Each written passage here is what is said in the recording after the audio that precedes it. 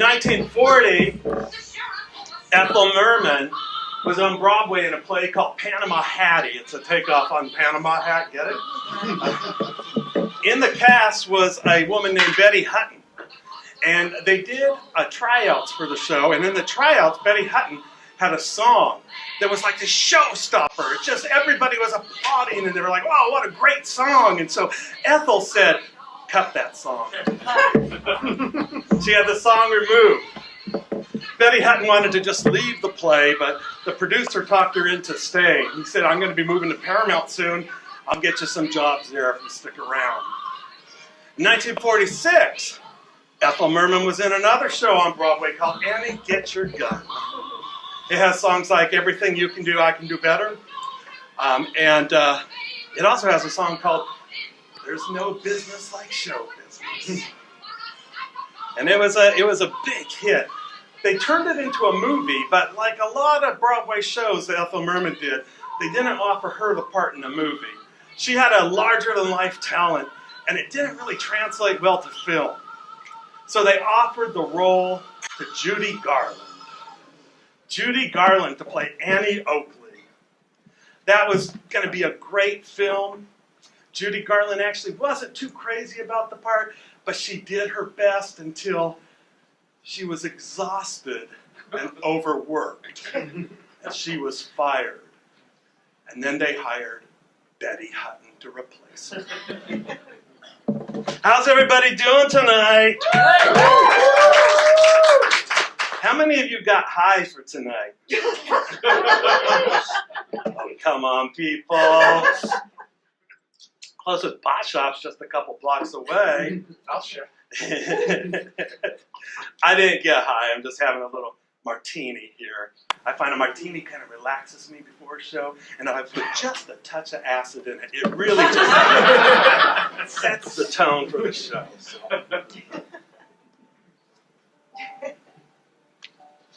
Valley of the Dolls. This was a big, huge book when it was released. This was a massive bestseller. And I'd like to share with you the opening words. So sit back, relax, as we listen to Liberace's funeral music.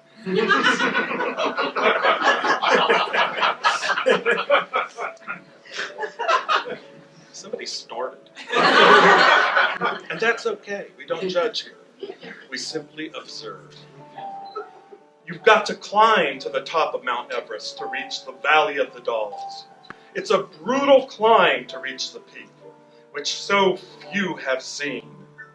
You never knew what was really up there, but the last thing you expected to find was the Valley of the Dolls.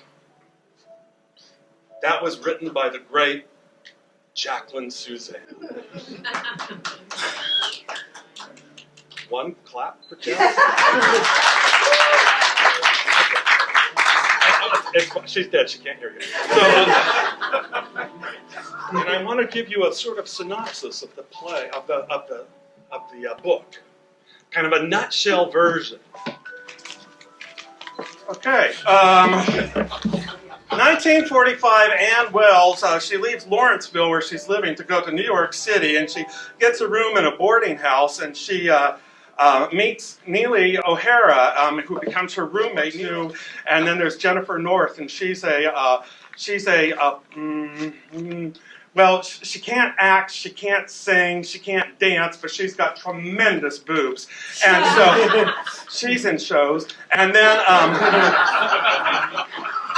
Jennifer North is in love with this guy named Tony Polar, like polar bear, and and he's a singer, and then Jennifer starts going out with this senator, but then she's diagnosed with breast cancer, and the senator who was going to marry her says, "Your breasts are like my baby," so she kills herself, and then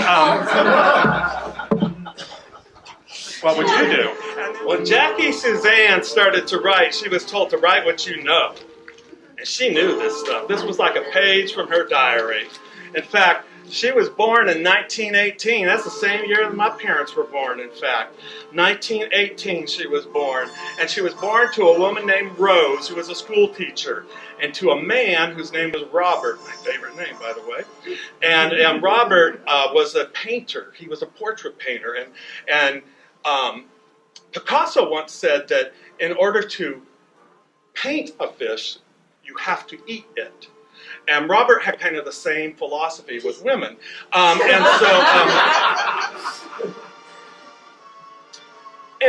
Jackie was aware that her father slept around, and she just adored her father. Her mother, but her father she adored. And I already have martini on me, and it's like the first 10 minutes of the show.